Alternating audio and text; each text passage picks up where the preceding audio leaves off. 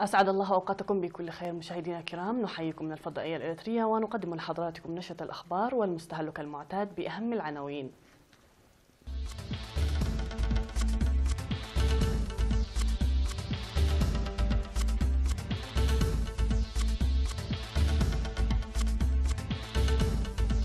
برامج بناء وبنى تحتية في هبرو. مساهمة الصيادلة لتطوير الخدمات الصحية. بناء الحواجز المائية بطول 400 ألف متر في هيكوتا. أوروبا تتحرك لحماية مصالحها في إيران في مواجهة أمريكا. رئيس كوبا يؤكد لعباس تأييده إقامة دولة فلسطينية. والناتو يجري مناورات بالقرب من روسيا.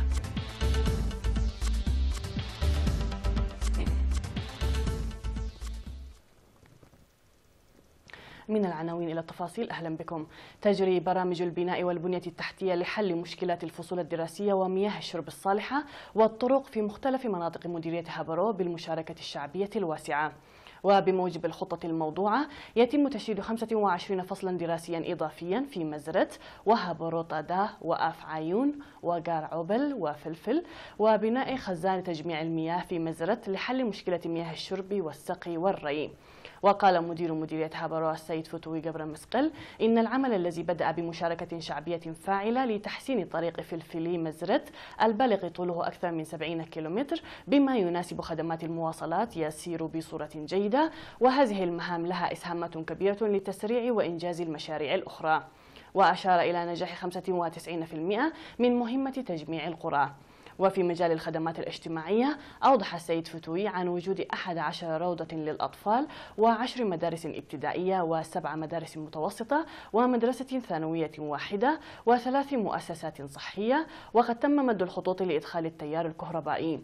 وذكر بأن تفاهمات تجري مع شركة حارات للمواصلات العامة لتخفيف مشكلة المواصلات، ويأملون الحصول على خدمات الهاتف النقال بعد تركيب أبراج الاتصالات.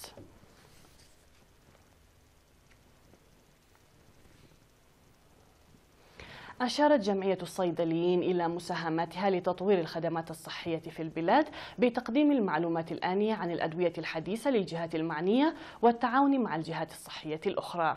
وقال رئيس جمعية الصيدليين أبراهام إندرياس إن الجمعية تعمل في تقديم المعلومات القانونية لحقوق المهنيين والمهنة وخلق الفرص للمنح الدراسية للأعضاء وتنظيم البرامج التعليمية المهنية.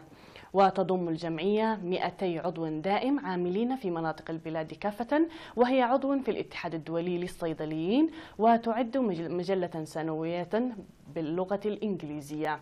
من جانبه أوضح المستشار الفني في وزارة الصحة سيد كيداني والديوسوس أن جمعية الصيادلة من الجمعيات المهنية الأوائل التي تأسست بعد الاستقلال، وتقوم بتقديم المعلومات عن الأدوية عبر الاجتماعات ووسائل الإعلام وإعداد المنشورات التوعوية للمواطنين. وأشار إلى أن جمعية الصيادلة تنشط في أعمال وضع السياسات وقوانين الرقابة وإعداد منهج تعليمي للصيدلة. هذا وقد تأسست جمعية الصيادلة في شهر أغسطس عام 2001.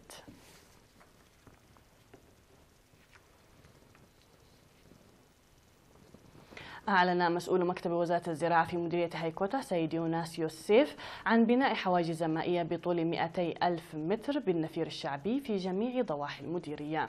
وأشار إلى أن أنشطة حماية التربة وحفظ المياه ظلت جارية منذ فترة طويلة لدورها في استقرار التربة ورفع الإنتاجية. وأوضح خبير حماية التربة والمياه في المديرية المهندس كيروس مانغستو عن النتائج المرضية لنفير السكان عبر مجموعات النفير.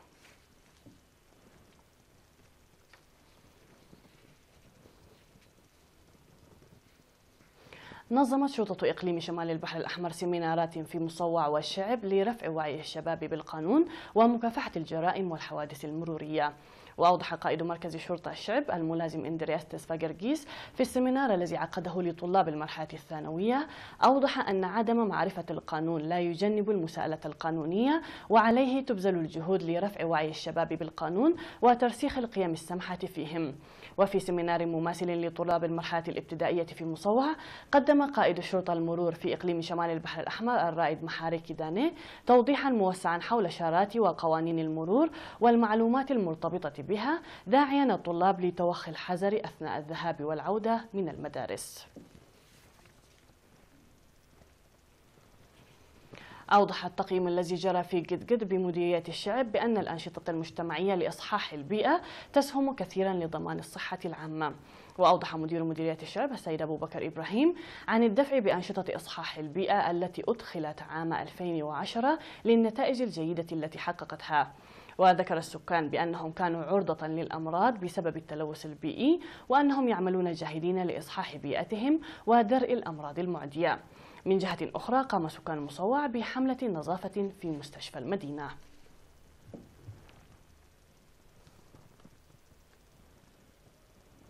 سيداتي سادتي، كانت هذه الأنباء المحلية. نعود بعد الفاصل مع الأنباء العالمية، فابقوا معنا.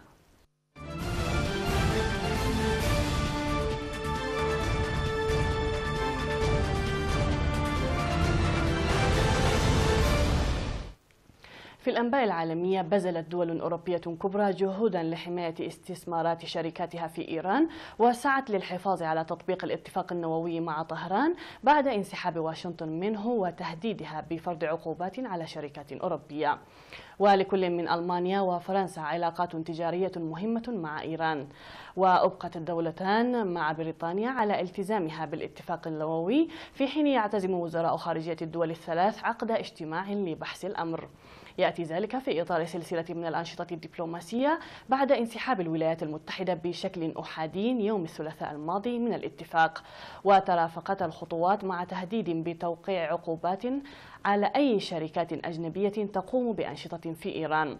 وقالت المستشارة الألمانية إنجلا ميراكل إن هناك حاجة لمناقشة سبل إنقاذ الاتفاق دون وجود واشنطن فيه مع طهران، فيما قال وزير المالية الفرنسي برونو لومير إن دول الاتحاد الأوروبي ستقترح على المفوضية الأوروبية إجراءات تحول دون توقيع العقوبات. وتريد ألمانيا وفرنسا وبريطانيا عقد محادثات أوسع نطاقا بشأن برنامج إيران للصواريخ البالستية وأنشطتها العسكرية الإقليمية بما يشمل سوريا واليمن.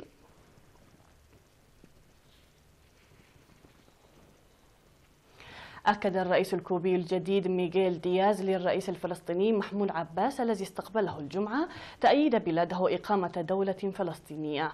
وقالت وسائل الإعلام إن الرئيس دياز أكد رفض كوبا قرار الحكومة الأمريكية الأحادي الاعتراف بالقدس عاصمة لإسرائيل ونقل سفارتها إليها.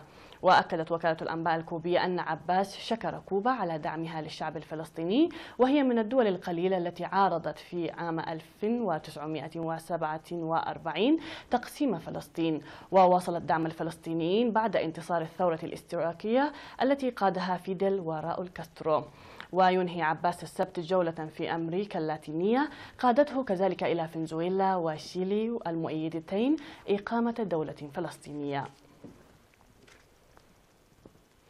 أعلنت وزارة الدفاع الليتوانية أن المناورات العسكرية السنوية للدعم الناري الرعد المشتعل ستجري في ليتوانيا في الفترة من 14 وحتى 25 من مايو بمشاركة فرق عسكرية من 9 دول من حلف الناتو.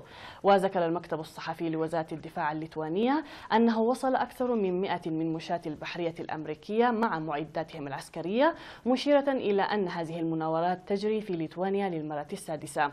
وسيتم نقل الجنود جزئيا في 21 من مايو إلى ميدان للتدريب، حيث ستجري هناك لأول مرة في التاريخ تدريبات لإطلاق نار حي بمشاركة القوات البرية والقوات الجوية والقوات البحرية.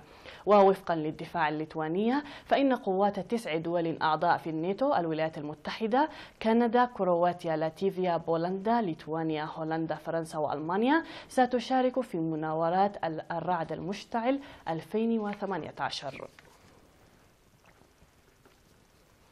قالت إدارة الطيران والفضاء الأمريكية ناسا إنها سترسل طائرة هليكوبتر صغيرة في إطار بعثة عام 2020 لوضع مسبار من الجيل التالي على سطح المريخ، فيما يمثل أول مرة يتم فيها استخدام مثل هذه الطائرات في عالم آخر. وقالت ناسا إن طائرة الهليكوبتر الخاصة بكوكب المريخ ستعمل عن طريق التحكم عن بعد، وهي مصممة للعمل في الغلاف الجوي الرقيق للمريخ بمروحتين تدوران بشكل عكسي، ويبلغ وزنها نحو 1.8 كيلوغرام. وقالت ناسا إن هذه الطائرة تهدف إلى إظهار مدى صلاحية وجدوى استخدام مثل هذه الطائرات على المريخ، مع احتمال قيامها بأدوار مثل الاستكشاف من خلال الطيران على ارتفاع منخفض أو الوصول إلى أماكن يتعذر الوصول إليها من الأرض. ومن المقرر انطلاق مهمة مسبار كوكب المريخ في شهر يوليو 2020 من قاعدة كيب كانافيرال في ولاية فلوريد. وقالت ناسا إن المسبار مصمم للقيام بدراسات جيولوجية والتأكد من صلاحية بيئة المريخ للحياة.